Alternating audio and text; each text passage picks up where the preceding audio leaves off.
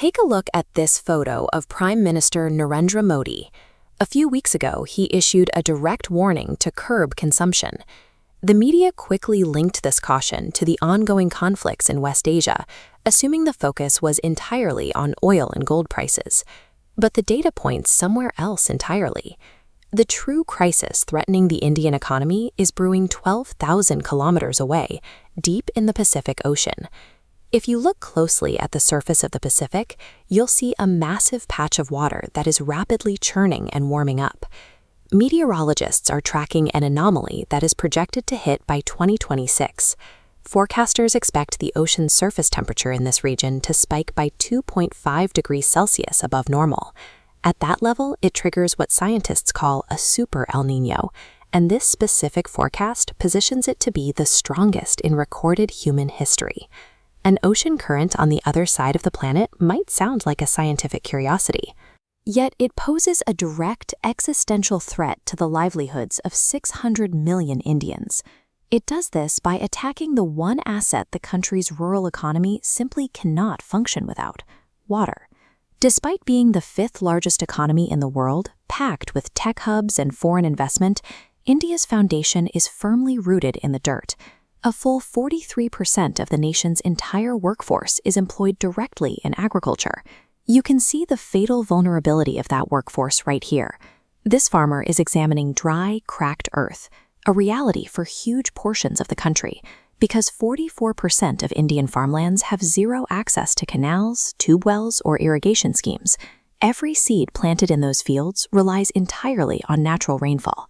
This creates a rigid economic sequence. Generous rain yields a healthy harvest. A healthy harvest generates income for millions of rural workers.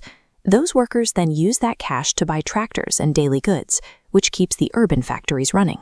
The Asian Development Bank has actually quantified this chain reaction. According to their data, every 1% increase in rainfall directly results in a 0.16% increase in India's total gross domestic product. Subtract that rain, and the math works in reverse. A modern industrial powerhouse is ultimately tethered to the clouds above it. When that Pacific anomaly disrupts the moisture, it threatens to drag the entire national growth rate down with it. To understand how an ocean thousands of miles away dictates Indian weather, you have to look at the mechanics of global wind. This animated diagram shows a simple enclosed room. When the air inside gets hot, it expands and rises, escaping through the top window.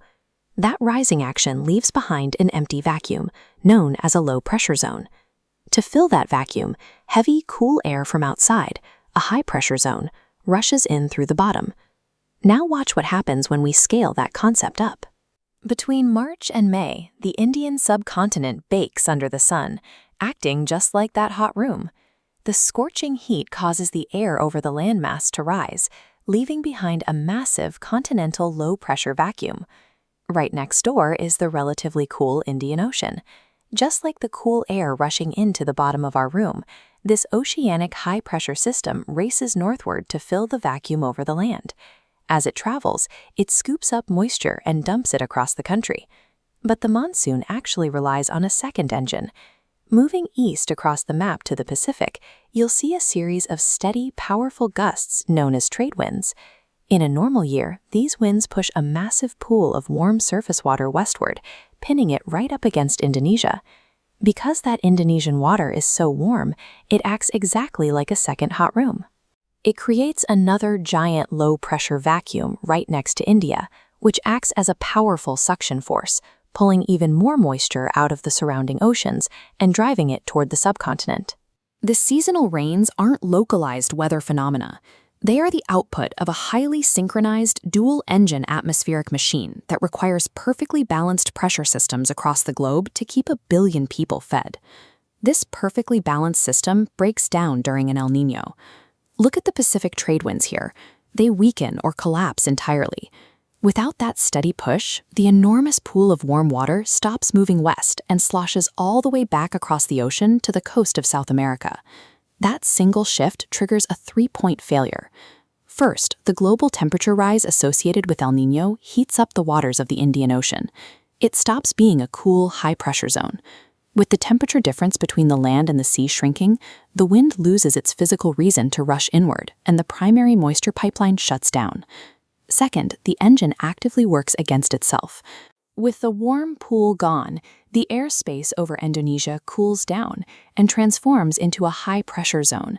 Instead of a vacuum pulling moisture toward India, a dense atmospheric wall builds up, forcing the rain clouds away.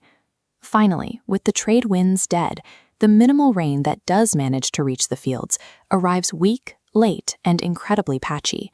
You can see the result here, a few scattered drops hitting cracked earth right in August and September, precisely when the vital crops need steady water the most. This phenomenon strips away every single atmospheric advantage the region relies on. It dismantles the entire weather pattern from 3 different directions simultaneously, guaranteeing severe water shortages. We have a historical record of exactly what happens when a system failure of this magnitude hits. Take a look at this photograph from 1876.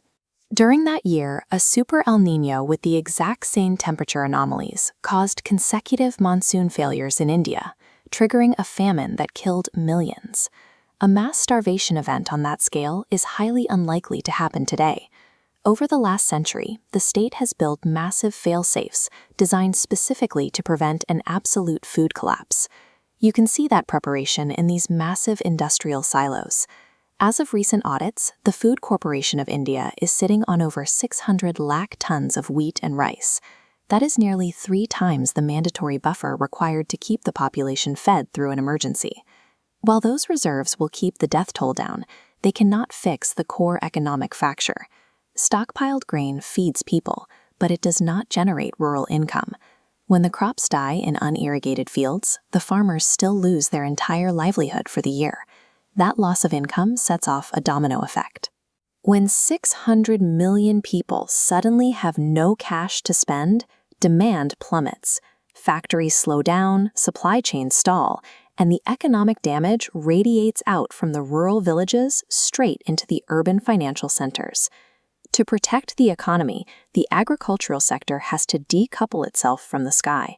This means aggressive nationwide implementation of micro-irrigation. Systems like the black drip lines you see here, alongside solar-powered pumps, are essential to keeping fields alive when the seasonal rains fail. In the long term, the structural fix requires moving the workforce itself. The state has to accelerate the transition of its massive population out of raw agriculture and into the manufacturing and service sectors, insulating them from weather shocks. A 21st century economy aiming for global leadership has to engineer its own stability.